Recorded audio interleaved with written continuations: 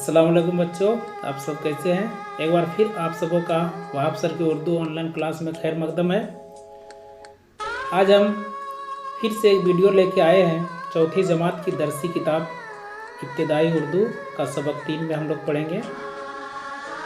सबक का उन्वान है परिंदों की दुनिया। इस सबक में हम परिंदों के बारे में मज़ीद जानकारियाँ हासिल करेंगे। तो चलिए देखते हैं परिंदों की दुनिया कैसी है। हमारे मुल्क में छोटे बड़े रंग बिरंगे परिंदे पाए जाते हैं। बहुत तरह के परिंदे पाए जाते हैं। किसी की आवाज़ सुरीली है, किसी की करखुद। कुछ परिंदे आसमान में बहुत ऊंचाई तक उड़ सकते हैं, जैसे कि उकाब, चील और कबूतर वगैरह।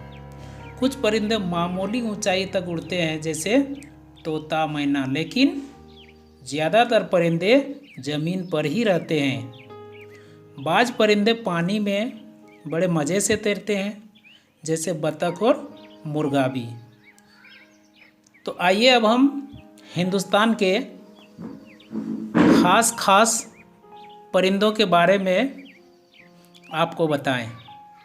तो चलिए, ये है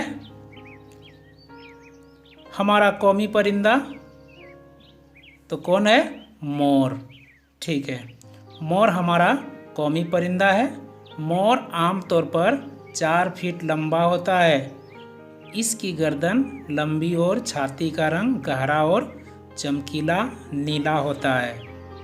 बादलों को देखकर जब मोर अपने पंख फैलाकर खुशी से नाचने लगता है, तो वह मंजर देखने से ताल्लुक़ रखता है।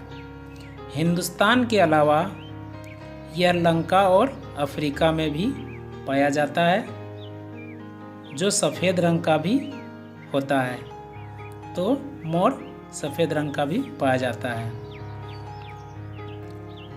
अब हम लोग इस परिंदे के बारे में ज़रा सोचें। ये कौन है?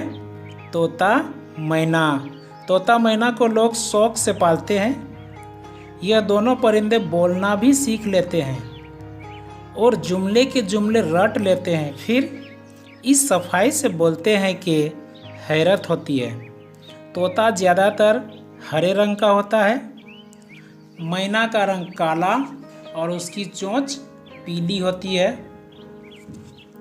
तोते के बारे में यह बात मशहूर है कि उसे चाहे कितनी ही मोहब्बत से रखो, एक बार पिंजरे से निकल जाने के बाद वह कभी लौटकर नहीं आता।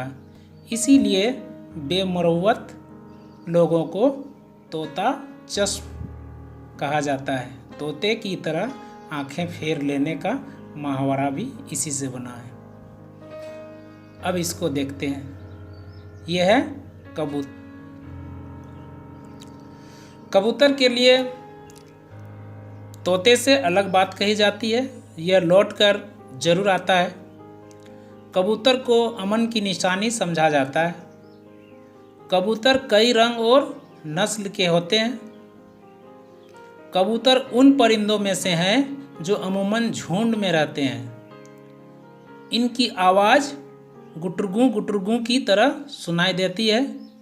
पुराने ज़माने में कबूतर से एक जगह से दूसरी जगह पैगाम पहुंचाने का काम भी लिया जाता था। और अब हम लोग इसको देखते हैं। ये है मुर्गे और मुर्गियाँ। मुर्गे और मुर्गियाँ भी लोग घरों में पालते हैं। मुर्गा सुबह सवेरे बांग देता है और सुबह सवेरे हमें जगाता है। अब इस परिंदे के बारे में, इस परिंदे का नाम है चकोर। चकोर एक खूबसूरत और सुरीली आवाज़ वाला परिंदा है, जो नेपाल, पंजाब और अफ़गानिस्तान के पहाड़ी जंगलों में पाया जाता है। इसके बारे में यह मशहूर है कि यह चांद का इतना आशिक होता है कि टकटकी बांधे चांद को ही देखता रहता है। चलिए अब इस पर आते हैं। बगला, या इसको बगुला भी कहते हैं। ये सारस और हंस। चलिए, तो बगला, सारस और हंस लगभग एक ही तरह के परिंदे हैं, लेकिन इनकी आदतें अलग अलग हैं। बगले की टांगें, चोंच और गर्दन लंबी होती है, लेकिन दुम छोटी होती है। बगला भगत नाम से कहावत भी बन गई है, क्योंकि यह जाहिरी तौर पर सीधा साधा दिखाई देता है, लेकिन असल में यह मछली की ताक में खड़ा रहता है। देखते हैं, सारस भी सफ़ेद रंग का होता है, लेकिन उसके ऊपरी हिस्से में लाली चमकती रहती है। उड़ने से पहले उसे भी हवाई जहाज़ की तरह ज़मीन पर दौड़ना पड़ता है। और हंस भी सफ़ेद रंग का खूबसूरत परिंदा है, जो हमेशा जोड़े के साथ तालाब में रहता है।